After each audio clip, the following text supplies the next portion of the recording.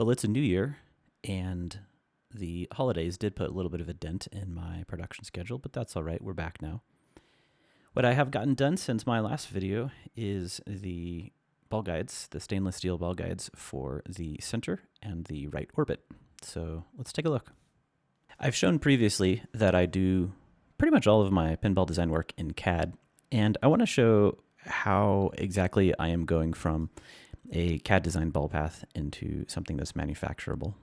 So here's a question, which is, once you've designed something in CAD, how do you actually know how to build it? When I am drawing these in CAD, I've gotten in the habit of using this one called 3-point arc. So if we look on this ball guide in the back, you can see that there is specifically an arc here. There's a straight piece there, and then we go into an arc, and then we go into another straight piece, and then another arc, and so on. Now, the reason why I'm starting with this is because when I am designing ball guides, I am thinking about how I'm going to make them. And that is, I need to know where the straight areas are and where the curved areas are. All right, so why mention that? Well, when I model these in CAD, I am specifically using the sheet metal modeling capability. And the advantage of that is when something is modeled as sheet metal, you get this flyout over here that shows you the flattened form. And so, for example, if I want to produce this bent version, what I can do is I can bring up this flattened form and I can take measurements off of it. So for example, if I wanted to bend, if I wanted to bend specifically that radius right there, that arc, what I would need to know is how long that distance right there is, and importantly, how long from there to there is on the flattened form. Well, because it's flattened over here, I can simply click on that and you see that it shows the measurement down here. Now that's information that I can then use to lay out the flattened portion before bending it. With the measurements known, because I pulled them from CAD, I can then pull out a tape measure and mark down where those measurements actually exist on the sheet metal. Instead of drawing on it, I am simply using painter's tape that I stick on top to mark out those regions. So here you can see the orange region is marking out the flat spot on the very back.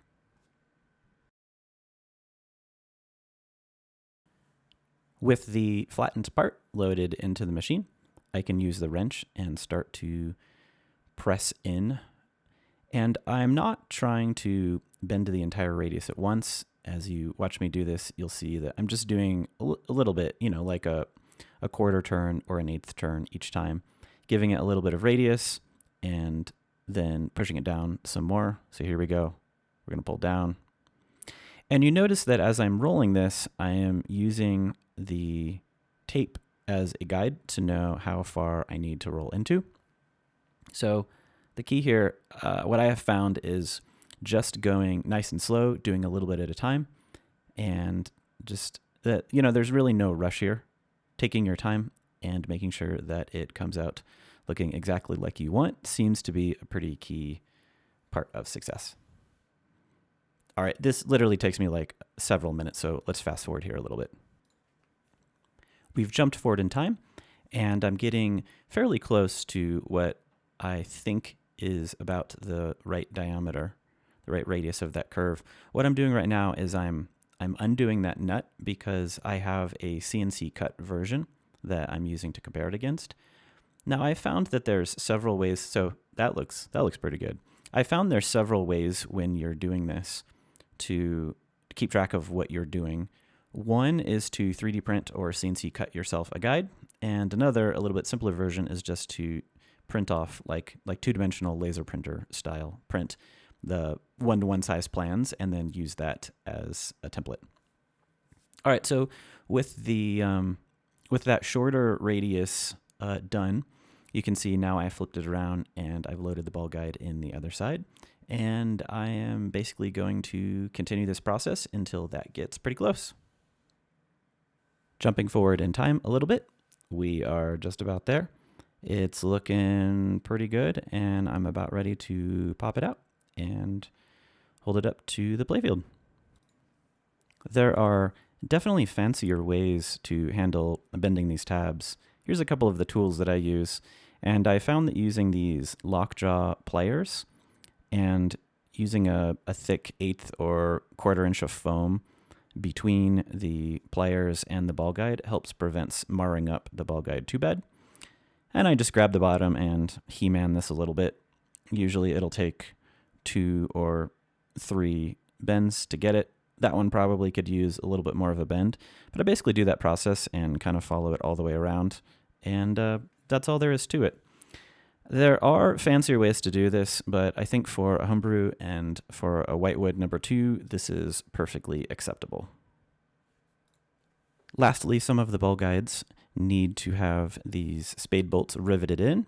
I've been using 6/32 hollow rivets and squeezing them together with a pin toka riveter, and that's what they look like.